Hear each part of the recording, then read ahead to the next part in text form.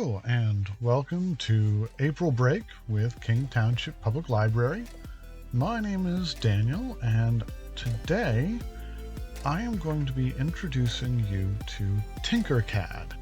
It is an online program that you can access through your browser on your computer at home that is made for creating three-dimensional designs.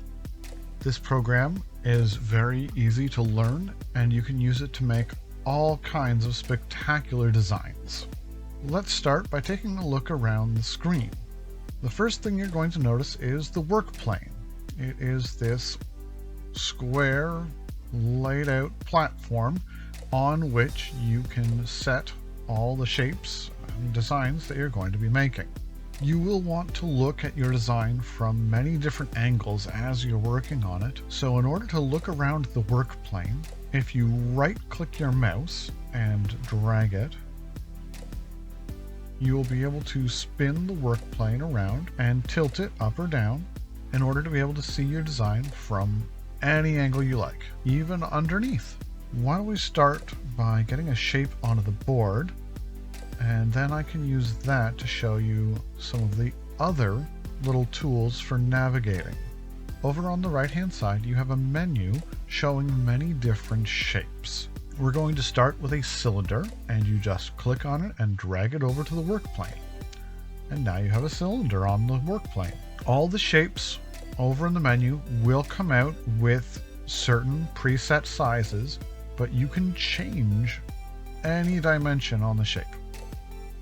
So for instance, if we want a larger cylinder, we just click on the corner node here and drag it, and you'll see that as I stretch it out, the numbers on the side and bottom will change, showing you just how many millimeters across your design is.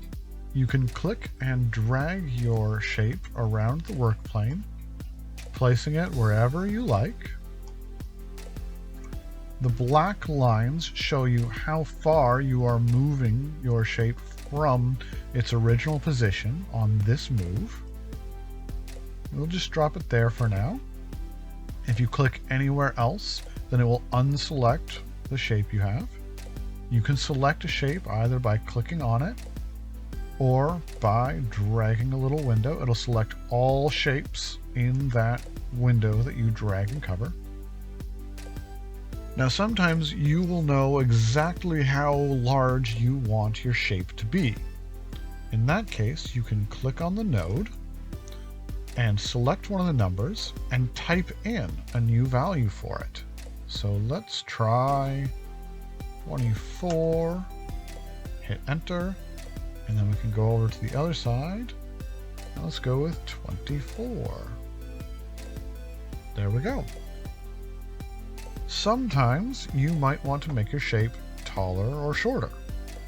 So if we swing around for a slightly better view, this top node here does the same thing as the corner ones, except it's for height. So you can just drag that down, or you can click it and set the height that you want. Voila.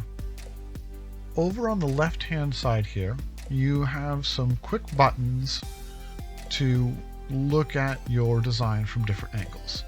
The cube here has different sections you can click on, and whichever one you click on, it will turn the work plane to that source, and you can take a look from any of these set angles, or you can click and drag the cube around in order to look at things differently as well. Now sometimes you'll want to get a little closer to what you're designing, so you can either click on the plus button here, or if you have a mouse equipped with a wheel in the middle, rolling that wheel should bring you zoomed in closer. By default, you will zoom in and out of the center of the work plane. So if I'm trying to get a closer look at my cylinder, I want to be able to change the camera to get a better look at it. And just rotating around might make it difficult to get a good look at it. So here we have this little button, Fit All in View. Now in order to use that, first you have to select something on the work plane, and then you click Fit All in View, and it turns the focus point to the selected shape. Now I can take a look at it from any angle centered on that shape. This one can be handy in certain circumstances. Switch to flat view sets the angle in a particular way, but it can make it a little disorienting based on how you're used to designing. I like to stick with this view, orthographic. I find it helps me out the most. And then the last option here is home view, which brings you back to the perspective we had when we first opened up. Now, if we take a closer look at the cylinder again, I can't help but think that I'd like to have a rounder cylinder than that. That brings us to the shape menu over here. Each shape has certain aspects that you can change on it. Which aspects of the shape you can change will be different for each one. For the cylinder, we can change how many sides it has going around. So the more sides we have, the smoother the curve gets. The fewer, the chunkier it is. So I want it real smooth. Let's just crank that right up to the top. Nice and round.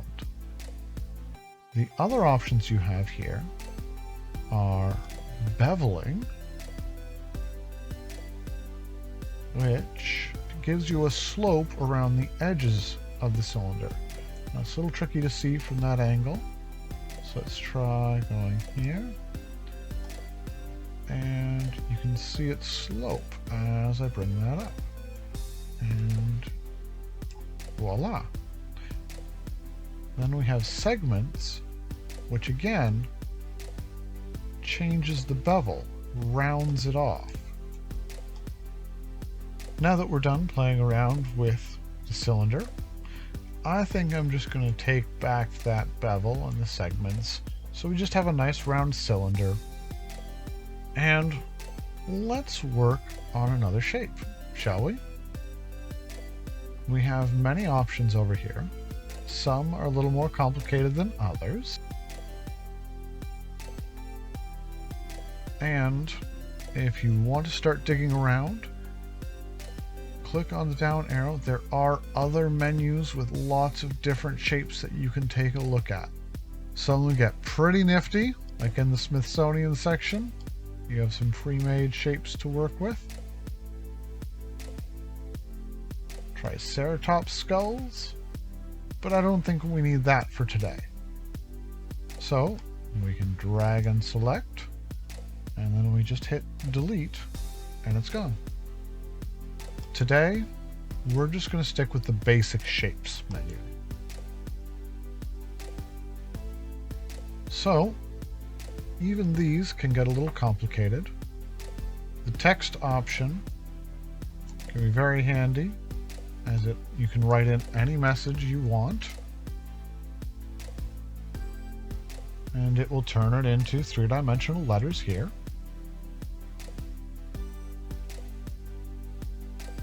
Or the scribble option brings you to a submenu where you can quickly make a little doodle.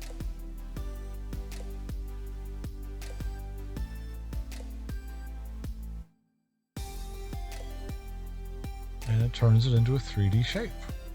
And if you've got what you like, you hit done, and there you have it.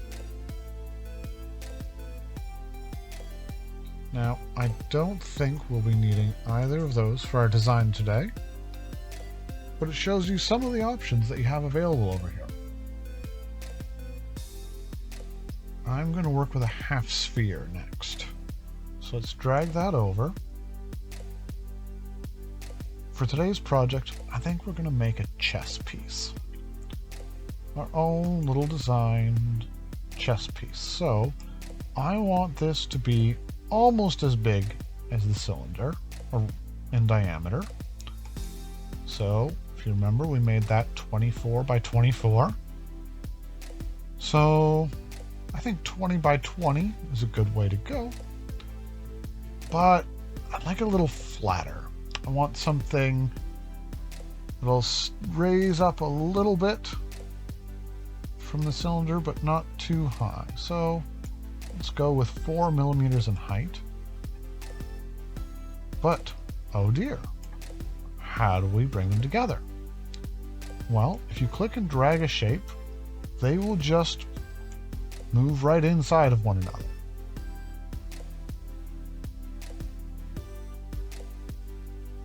So, if we center in on that, you can see it pokes up a little bit. But I'd like it poking up a bit more than that. So you might have noticed this little cone-shaped node at the top here, where the other nodes will change the size and shape of the shape that you have. Clicking the cone lets you move it up and down on the Z-axis, raising it or lowering it. Voila! But now we have a new problem. It's off-center. It looks kind of funny, not in exactly the same center as the bottom piece. We have a tool for that. If you select multiple items, up here we have a little option called Align. When you click on that, it shows you these black dots that are reference points or anchors for adjusting how those shapes are aligned to one another. So for instance, if I wanted my half sphere to be starting on the left side, then I can click here and it pulls everything over to that line. But what I really want is centered.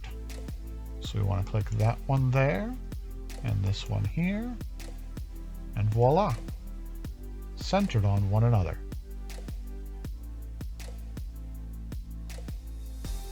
Now, if I wanted to move this over into the middle of the plane, well, that doesn't really work. So let's quickly undo that movement. I want to move them together. So I can select both of them and move them together. But if I know that they're where I want them, the other option I have is called grouping. And this tool right here, if you have more than one shape selected and you click group,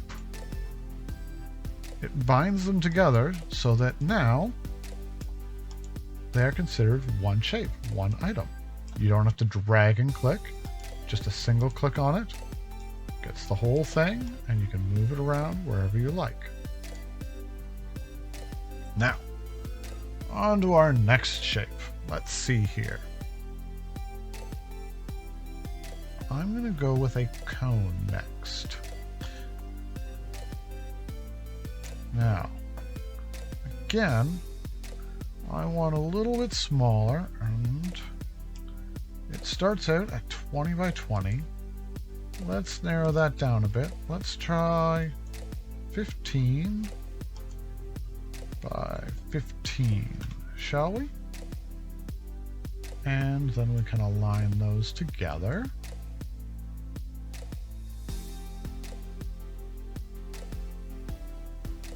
And you can even use the align height-wise. But right now, I want to take that cone, I want to raise it up a bit, but I want to lower it down so that it's kind of meshed together, mostly so that there is no empty space between the shapes.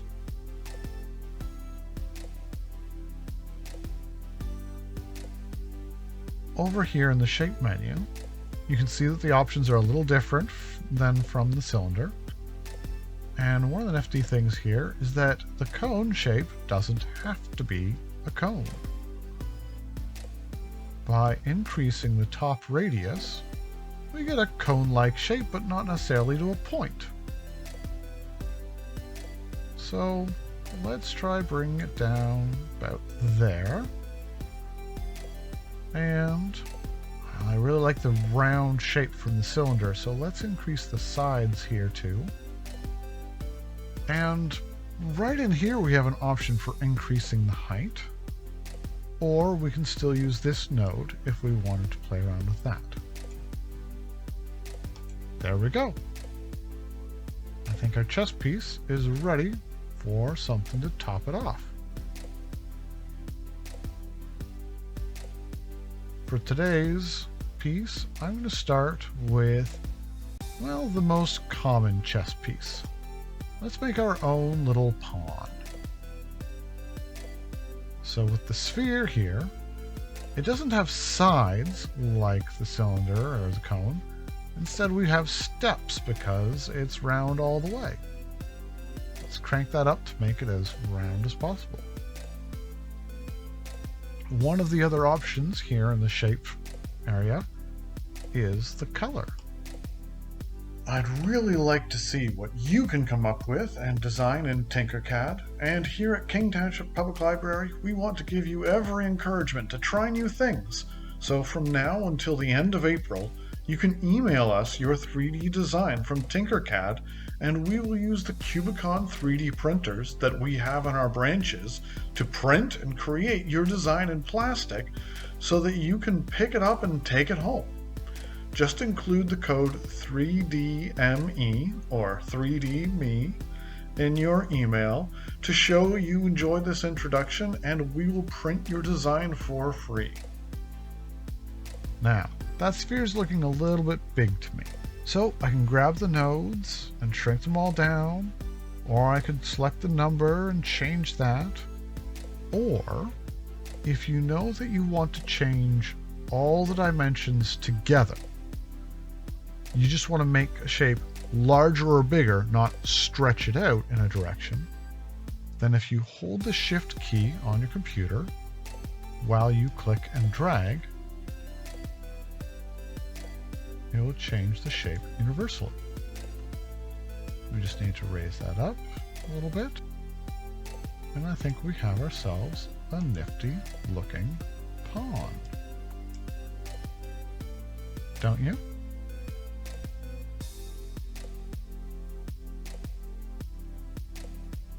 Let's go ahead and group that all together. Now, sometimes you might group things together and then afterwards realize, that was a mistake. I want to change the sphere for something else. Ungroup will undo the last set of grouping that happened on that shape. So you can see that it ungrouped the sphere and the cone, but our base is still together with the cylinder and the half sphere. Those are still one shape linked together. We can ungroup it again if we want, but really we want the whole thing back together. So let's undo those steps we just did. Voila! Now we have a pawn. But it's looking a little dull. Why don't we spice it up a little bit, shall we? Let's start by bringing in another sphere, I think. But I want to make this one smaller.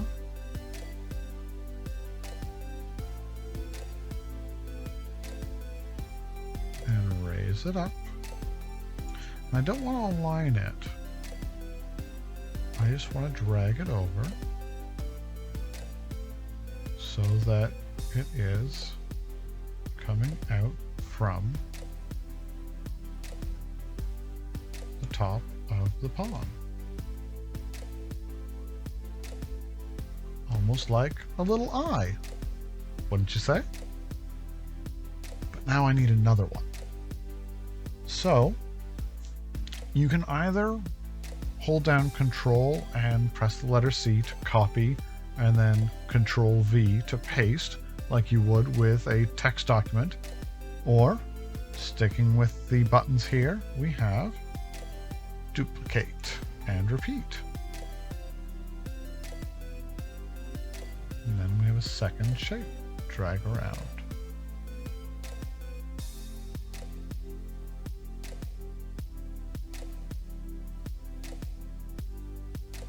Pretty nifty, huh?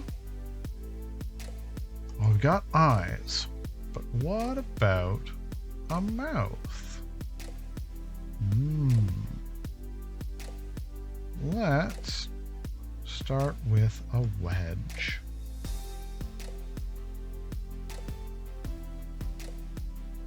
Now, the last little thing here that's always in the shape option is the hole button. You can see that right now there's a ring around solid instead of hole to show that it is selected. This is a solid object. But if we turn it into a hole, it becomes see-through here, and it becomes a shape that can cut out from other shapes. So if we drag that over, for instance, bring it up,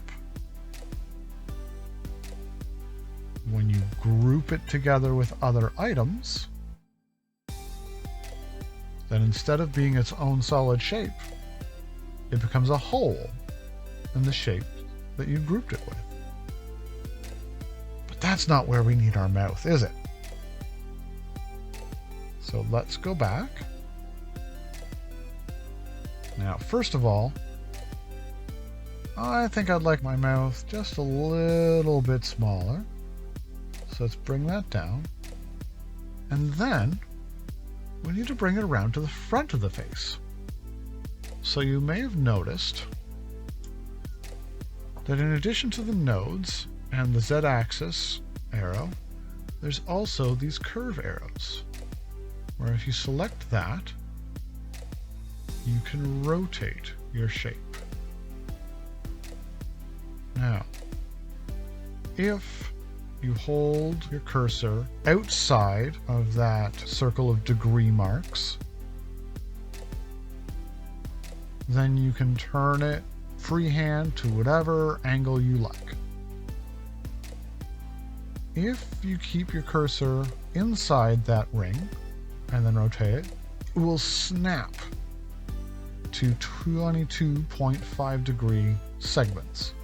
So you can easily get a fully 90 degree right angle turn, or 45 if you prefer. Just makes it a little easier to keep things exact if that's what you're looking for. Then we can bring this around to the front. And it's looking a little better, don't you think? If we group it together now, then we've got the mouth in the right place. Now, part of me can't help but think, can I make that look a little more like a smile? Well, if we go back, or if we had ungroup, we also have this little option right up here, mirror. So if you have a shape selected and you click mirror, then you get these little arrows in each direction. And whichever one you hover over, it will show you which way the shape will get flipped. And then if you click on the arrow, it goes ahead and flips it for you. And then if you click somewhere else, you're all done. We can bring that down.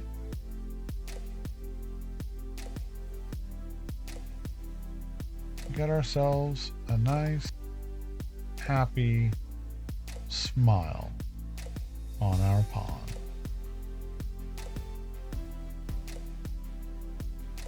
Ta-da!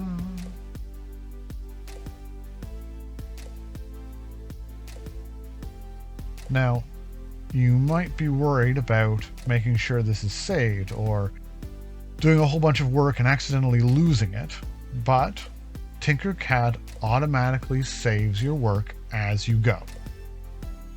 Pretty close to real time.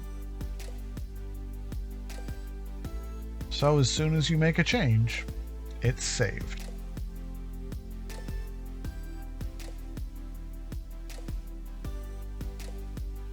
So that's our introduction to TinkerCad. I hope you enjoyed it, and I hope that you have a lot of fun playing around in TinkerCad making your own shapes. Can't wait to see what you come up with. Send us some pictures when you're done your design. Maybe make your own chess piece.